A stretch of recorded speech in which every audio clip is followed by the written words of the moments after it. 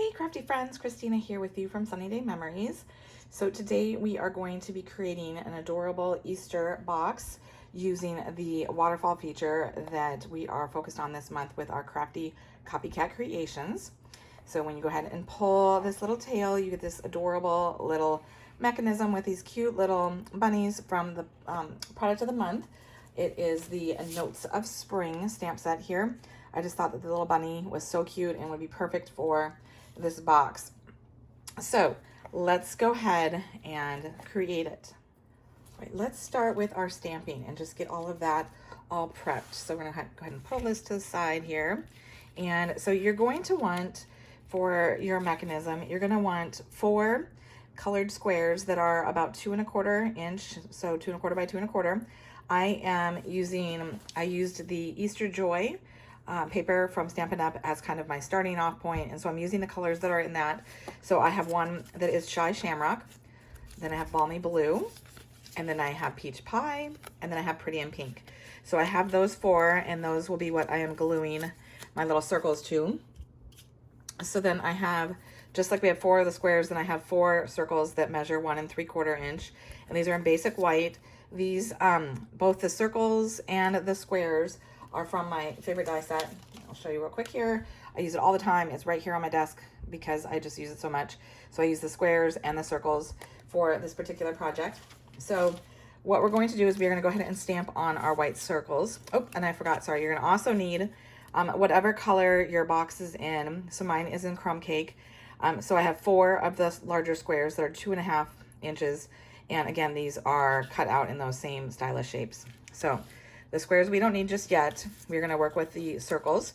So I am, like I said, doing the bunny. And I don't know if you noticed when I showed you the stamp set, this particular set is awesome because you don't have to worry about coloring. You can do the outline, and then it has this nice image that you can go ahead and do it so that it gives the color. And it's kind of, because of the way they've designed it, it's kind of subdues the color so it's not so dark, so that you can use the same color to stamp it. So what I'm gonna do is I'm gonna show you one of the bunnies here real quick. So I'm doing the Balmy Blue, and I'm gonna go ahead and do the outline of the bunny first. So I'm gonna go ahead and just center him in that circle, just like that. And then even though I said that the shading part here does make it a little softer, I did wanna just show you, I wanted it even softer than it comes out. So I'm gonna stamp it off and do a second generation stamping where I let that ink go on my scratch paper, and then I'm gonna go ahead and stamp it on my final piece. And so it still gives you that balmy blue color, but it's much softer than the first time, okay? So I'm gonna do that with each of my colors that I'm using. So I'll have one that's in the Shy Shamrock, one in the Peach Pie, and one in the Pretty in Pink. I've gone ahead and layered these 3 here, these bunnies that I've done. So I didn't explain this earlier, but I did choose to go ahead and do a circle for the bunny just to kind of soften it. Since we are doing this spring, Easter kind of theme, I thought it was a nice way to do it. If you don't have circles, you could just do another square, just a little bit smaller than the middle square, and that would be perfectly fine. Then for the final one, I did something a little different because I wanted to have a space where you could actually, if you wanted to sign it, if this was going to be like a little gift or something. And so what I'm doing is I'm taking my final circle and I'm just doing a half circle on that. And so my trick for that is you could go ahead and use your paper trimmer and cut it in half. But if it's an odd size or something and you don't feel comfortable doing that, this might be helpful to you. So you can go ahead and fold it in half. And then I'm going to grab my paper trimmer, and I'm going to also get my tape runner, and I'm going to put a little bit of tape runner on there. So it's just a small amount. You're going to want to use a tape runner that's not super strong, that's strong enough that it will hold it, but it's not so strong that, you know, it will tear the paper when you try to pull it back up. Because then what you can do is that tape is going to hold it in place so that it doesn't wiggle. And then you can go ahead and line up that fold line that you just created inside your little cutting groove of your paper trimmer. And now you've got 2 half circles. Okay, super simple, right? Because you're already going to have adhesive on there anyway. So by putting that little dot of adhesive on there, it works out great. And then what I did is just like I did with the bunnies, I did a softer color. I took this pretty design here and I did it in the Pretty in Pink, and instead of stamping it directly, I stamped it off on scratch paper and then stamped it on here, so that way it's a little bit lighter, a little bit more subtle. And so I'm just going to go ahead and I'm going to glue that to the top portion of my Pretty in Pink square here, and then I'm going to go ahead and stamp the sentiment, especially for you, in my early espresso ink. Okay, so we've got these prep pieces, all of our stamping done. So I'm gonna go ahead and set these to the side. And then what we're gonna do is we are gonna go ahead and start working with our box lid and our box base. So I'm just gonna open this so you can see. And this is actually what I really love about this paper that I chose, is that it's got this nice subdued one side to it, and then it's got the fun, I don't know if that foil shows through, there's little foil stripes and stuff to that pattern, and so it just makes it really fun. So you're gonna use 2 pieces of paper that are almost exactly the same size. So the lid itself is going to be 7 inches long by 6 inches wide, and we're gonna go ahead and score it at 1 1/4 all the way around, and we'll do that in just a minute. So then for the base, you wanna do similar. You wanna go just slightly smaller, so just one little tick mark less than the one that we had done. So instead of being 7, it's 6 15/16 by 5 15/16. Again, going all the way around it at 1 1/4. And so let me just show you here with the paper trimmer. So when you're looking at your paper trimmer, you've got, you know, we all always work with our quarters and our half and our 3/4. And then in between those big lines, we have our 1/8 ones. So we've got like 1/8, 3/8, 5/8. But the littlest tick marks, those are all 16th ones. So when you're looking for the, 15/16, you are going to go ahead and look at that very last tick mark before that next full marking, okay? So when you're doing 6 15/16, it's gonna be the littlest one right before you get to 7. Hopefully that is helpful to you. And then we're just gonna go ahead and put these in, and we're gonna score both of them at 1 1/4. So I'm gonna go ahead and stick mine in here at 1 1/4, making sure I am using my scoring blade, and I'm just gonna go all the way around at that 1 1/4 mark on this piece, as well as the other piece. Next, we're gonna just take a couple extra seconds, and we're going to add these little mitered corners of our 4 outer tabs. And that's gonna actually help make it so that it's not as bulky when you're going ahead and gluing your box together. So I like to go ahead and fold on my score lines, just because then it makes it a little bit easier to see where those are. And then you're simply going to go ahead and snip along that score line up to the next score line where they intersect. And then you're gonna go ahead and do a skinny little triangle right there. And then you're gonna do the same thing, cut away a skinny little triangle here on this edge. And so you're just gonna repeat that on all 4 of the outer corners to make some nice tabs for your box. So it'll look just like this one when you're done. Okay, next I've gone ahead and I've added my tear and tape to all of my 4 tabs. So I might go a little overboard with my tear and tape. You probably only need to use a couple strips, but I use 3 on there just because I really want it to hold and not come apart on the recipient. So the one recommendation that I would give you is with your tear and tape is go ahead and you can use your bone folder to kind of help it, that adhesive to release from the paper backing. And then you're gonna go ahead and remove all of the backings at the same time. It just makes it easier then to go ahead and fold it all together if you've got all those backings off at the same time.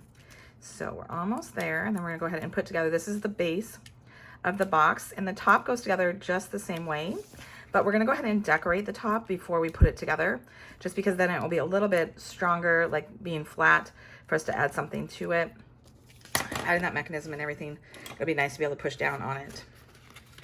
Okay, so when you're doing this, then you're gonna wanna go ahead and fold in your tab, so that way you get that fold line, that score line, flush to the edge of that center panel. And then you're gonna do the same thing with the next one.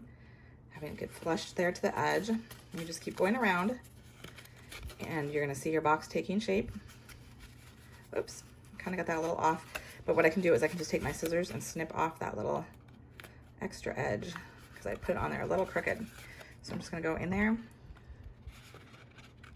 and carefully snip that away.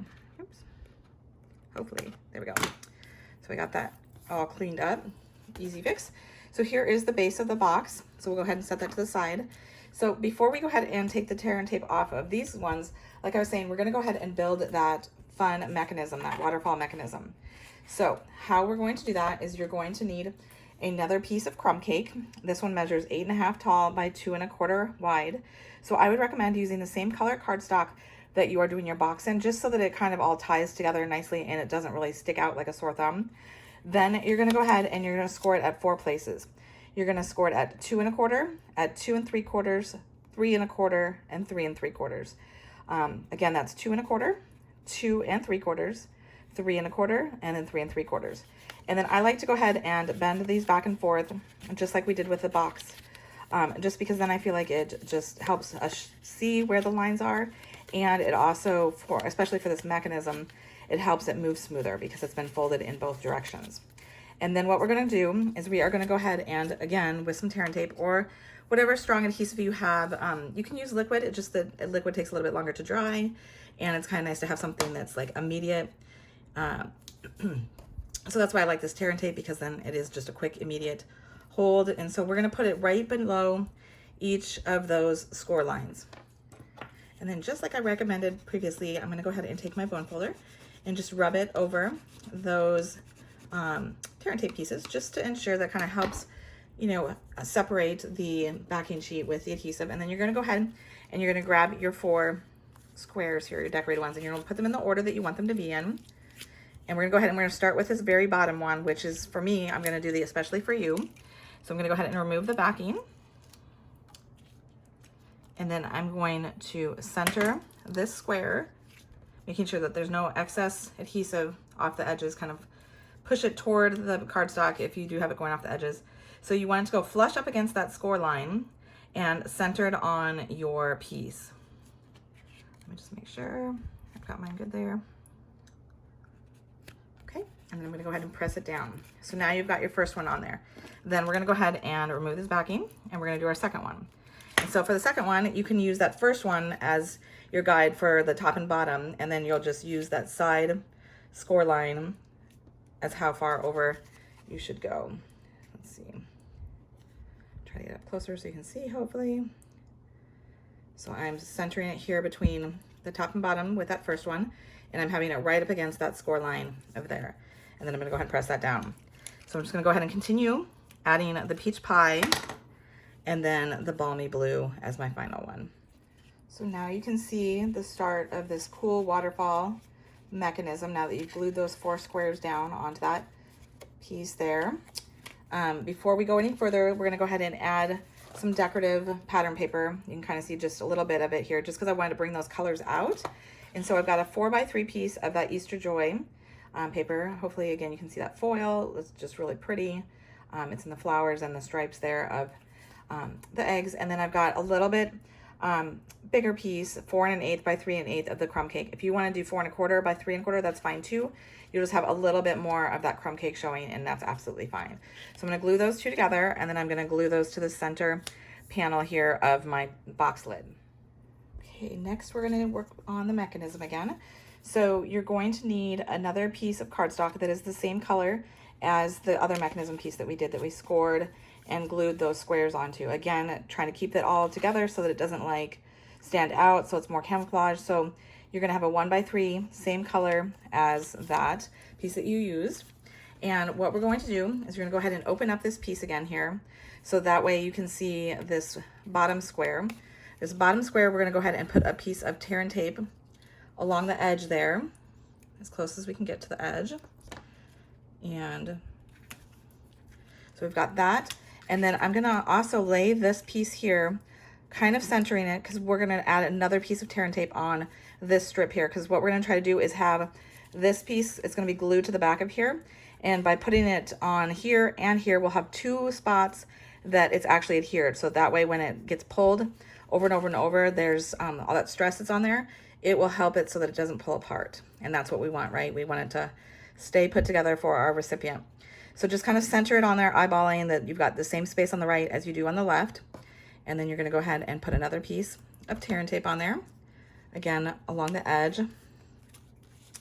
And so then what you're going to do is you're going to have it be, so you can kind of see, like when I go ahead and glue this, I'm gonna have a piece that's down here that's gonna be glued, and this piece here is gonna be glued to the top.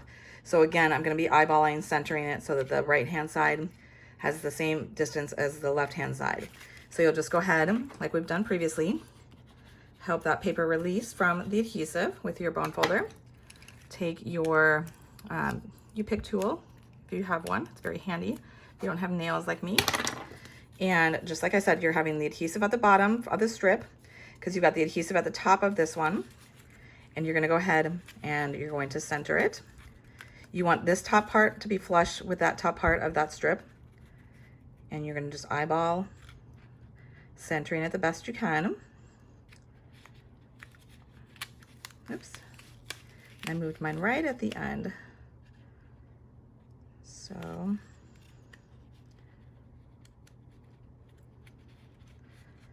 there we go. Then get a good hold. So it's going to look like this. Okay. Next, what we're going to do is we're going to go ahead and we're going to flip this over. So now you can still see those two little tabs that we kept and we tried to have them be about the same size. You're going to go ahead and you're going to add some more of that tear and tape or strong adhesive, whatever strong adhesive that you're working with that's going to hold it. And you're going to go ahead and put that just on those tabs, nothing on the back big portion, just on this small portion here, okay? So we're going to put this on here. We're going to do our little trick, rub it to make sure we release the adhesive. And then we're going to take off both sides so then we can go ahead and glue it down.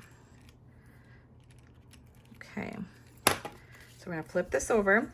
So you are going to want, it may be helpful for you to fold back those two sides so that you can see your top and bottom, because your top and bottom are where the strip are going to go. So you want to be able to be flush to the top and bottom. And then you're going to center this longer portion across the front of your box. And it's going to just be slightly longer than your box.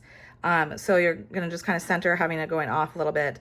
And then press down really good so it makes good contact.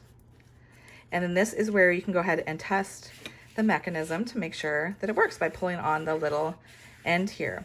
And so in order to kind of emphasize that this was something that the recipient should go ahead and pull, we're going to do a couple of things. First, we're going to go ahead and we're going to pull this out so we can work with it a little bit easier. You'll notice that I have dovetailed my end here and I've done really shallow. So in order to do that, you're just going to go ahead and take your scissors and kind of find about eyeballing it about the midpoint here. You're just going to cut in a little bit. And then you're going to go from the left corner here to that first snip you did. And then you're going to go from the right corner. Let's see here, angling it. So you can go to that. And there you go. So then you have a nice balanced dovetail. So then if you go ahead and push it back in, the next thing I did is I went ahead and I took 1/4 inch by 2 1/4 of that same Easter Joy pattern that we used for the box top. And I'm just gonna go ahead and glue that on there just because then it brings your eye to it a little bit more. Notice how this is kind of bland and it kind of just, you're not drawn in, but by just putting this little strip here, it draws your eye in a little bit. And so it makes it more clear for the recipient. Now we're gonna go ahead and put the box lid together. So I went ahead and took off those backings. And I'm just going to do just like we did with the bottom, where I'm going to go ahead and bring that center panel so that's flush to that score line. And we're going to do that on all 4 sides. 2 of them done. And I love, can you see the little Easter eggs that's in the inside? I think it just makes it look so cute to have that decorative inside. Because at first I was like, oh no, you're not going to get to see the foil when I was designing this, but then I realized that you have the foil surprise on the inside, just like an inside treat when you open up an Easter egg, right? Okay, so now we've got our box lid done. And I just realized that I forgot to mention a little trick here, but I think we should still be able to do it. Is you can go ahead and take a circle punch, any size that you have. I'm using a 1 inch here, just kind of eyeballing it so that you're centering it from left to right. And I'm going to go ahead and do a half circle on this side. I'm going to flip it over and do a half circle on this side. And don't worry if they're not in the same exact spot, because the recipient is not going to be able to see both sides at the same time, just like you can't see both sides at the same time. But it just adds a nice detail, like it makes it a little bit more professional, kind of easy for them to lift up and take that lid off. Okay, so our final detail is to go ahead and add some of these Easter assortments. These are so cute because they have the Easter eggs in the pretty and pink color, and then they have the little dots in both the lemon lolly and the balmy blue. So I'm just taking a mix here of the eggs and the balmy blue dots and just adding them above and below here just to tie in with the colors that are in there. So there you have it, a really cute little Easter box, but it has a nice interactive element to it that the recipient is sure to love. Then you can just go ahead and put some Easter grass in there, some Easter eggs, and then close it up. And so not only do they get a yummy treat on the inside, they have a fun treat on the outside too. So I hope you've learned something with this. Maybe this is a new technique for you, maybe it isn't, but it's kind of a fun way to add this mechanism to something other than a card. So we would love to see your design on this, your take on this design, I guess I should say. Be sure to share it in our public Facebook group, our Crafty Copycat Creations. Be sure to like this video and subscribe to our channel so that way you don't miss future ones. And until next time, stay crafty.